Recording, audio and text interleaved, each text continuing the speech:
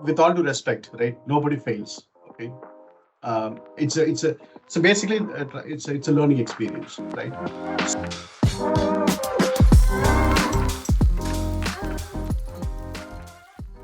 Welcome everyone to yet another very special episode of Tea with Tea. Today I can welcome Murali Krishnan. But Murali, why don't you just introduce yourself, and thanks for being here with us today. Thank you, T. Like it's great, pleasure talking to you. And my name is Murali, and I'm the founder and CEO of Innovus. From a technical background point of view, I've been in the industry for the last 3 decades, and my ground up is basically from C, C++, being a traditional software engineer. And I spent notably in specific technology areas like business intelligence, content management, and mobility, and BPM and RPA. That's my heritage. And I've been an entrepreneur for the last 4 years now. I started Innovus in 2019. And when I started Innovus, basically I wanted to keep two things absolutely clear. One is basically what is Innovus is trying to accomplish, right? So we put, I wanted to form an organization which is more customer centric. So obviously our whole everything, whatever we do, nuts and bolts. So it's all about customer centricity. And from an offering standpoint, so since my background is completely into IT consulting and services, obviously it's no brainer that I would start a company in the same space. But what I did is basically based on my past experience, I confined it to a place where process intelligence and automation, it's an emerging space. I really wanted to bring in, and I see that there are a lot of opportunity there to grow, and there are a lot of customers who wants to help, who wants help basically to in this space, and it's very pivotal at this point in time. So we picked up process intelligence and automation as our technology offerings. And from a business challenge perspective, what we found is that operation excellence is one of the larger topic to talk about. And it's always a green rich area. And it's passionate about keeping optimizing things more and more.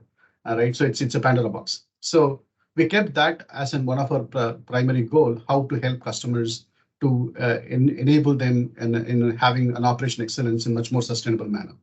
The second thing is digital twin is another, end goal that we wanted to accomplish, how we help customers to travel the digital journey to reach their digital twin goal.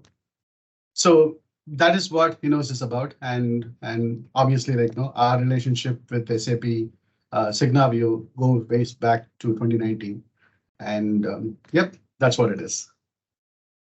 Thanks so much. And I don't know if I actually mentioned it to you once, but both my parents were also software developers. So I actually literally grew up on having conversations around multiple inheritance, polymorphism, and these things. Yeah. So very good to have such a veteran here. So basically, right. So that is one thing that I basically, there are certain few things that we feel proud about it ourselves, without shame, right? So one thing is basically that those days we have come a long way from a technology software engineering point of view, right? So starting, I mean, you should imagine how we used to write programs in C, C++, and that in the Go Unix area environment. That was a good learning curve, and it really created a good foundation for me. And since the beginning, I always wanted to know, like a kind of a cowboy, right? So going across all the technologies it's kind of a craving, right? It's a kid in the candy shop, right? So that kind of what is this new technologies about? How do I multiply them? What is the base understanding? How do we start, building more foundations? So for a while, basically, I just going crazy with, different technologies. And at some point in time, I found that, okay, now I got the grip. For example, LAMP is one space that I spend significant amount of my time spending in the open source, how we can develop solutions. I'm talking way back in 2005 and 10, and then moved on to more enterprise products like business intelligence. How does analytical stuff work? And I spend significant time there as well, and content management. So it gives a full, purview for me. At the same time, working with some, industries basically also give me more like a techno-functional perspective. So it gives me an added advantage when we talk to customers. Perfect. let's actually, jump right in because I think you really hit the nail on the topic. Obviously we have to be customer centric. I mean, it's really a given. And it's also a lot about even for the risk of an overuse of transformations, at large, at scale. But I don't know if you probably have come across, there's two very famous publications, one from John P. Cotter from Harvard Business Review called Leading Change, Why Transformation Efforts Fail, and another quite prominent white paper by Harry Robinson of McKinsey and Company, and it's also titled Why Do Most Transformations Fail? And, when you read these two articles, separate, distinct articles, there's of course a lot of commonalities, but what really strikes me is we are talking about nearly 3 decades apart. So it seems to me, have we not learned anything? Why do transformations fail? Maybe you can share a little bit out of your expertise and of experience. Absolutely, T. So yeah, with all due respect, right? Nobody fails. Okay. So basically it's a learning experience, right? So if you take 3 decades, for example, decade 1, 2, and 3, in 30 years before, our technology was completely monolithic, right? So and then we moved on to like linear based infrastructure. I mean, starting from technologies that we used back in those days to these days, like from client server to thin client based approach, multi-tier to web-based approaches, and then mobile applications and stuff like that. So what was in the last 3 decades that we don't had one specific ingredients? It's basically we don't had a tool. See, from if we have to confine the transformation. So there are when we talk about transformation, digital transformation, it is not one basically like process or just automation. It is not that, right? It is basically has multiple components emerging together. Like for example, we need to have right business intelligence solutions to understand where to go forward, how to go forward, basically how the business is running, what is its efficiency, right?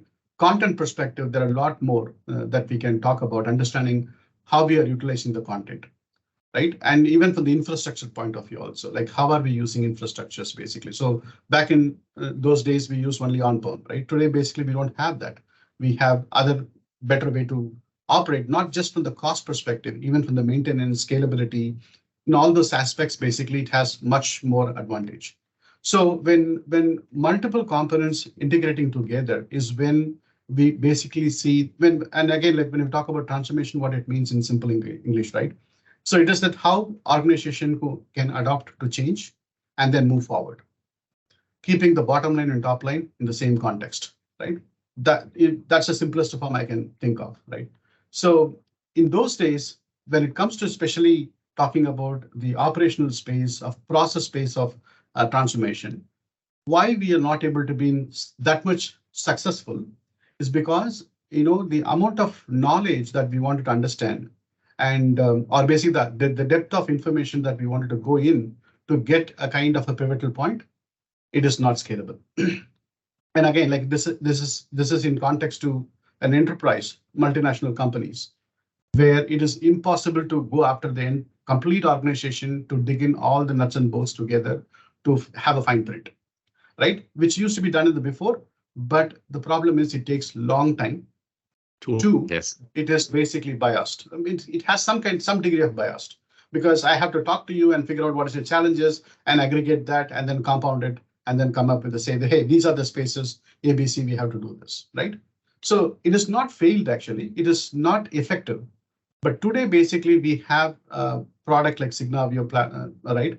So which gives, once there are 3 dimensions to it, right? Digital technologies and operations and infrastructure. If you put these 3 things in picture, right? On the operational front, we have a solid platform which will help you to transform from A to B. Like where, in the process side, basically, if you're following a BPM discipline, then basically we need to have that pillars to fit in the right space: automation, process automation, modeling, discovery, mining, and and automation comes in as like a plug and play, right? So today, basically, we have the technology, but in the back end, then, they were not having that. And typically they have to rely on manual work. And one, it takes time. Second thing is the outcomes also, by the time they finish the whole exercise, that is irrelevant. That is why we basically say, that's the reason I said that it's not failure. It's an ineffective for organization to. There are some takeaways. Definitely, they spend millions of dollars running this exercise, and there are some takeaways they have. Mostly from a strategic point of view, there is a degree of adverse, positive impact. But on a tactical front, things passes because. And another factor that I also observed is that the way technology have shifted in the last 30 years is significant. At least last 20 years, it was pretty decent enough progression. We can say, okay, 4 or 5 years, technology can stay. But today it is not like that. It is so much faster. New things comes in, and it is drawing a line and like which technologies to move forward and how we're going to have a target system, the whole IT system basically. It have to be more agile.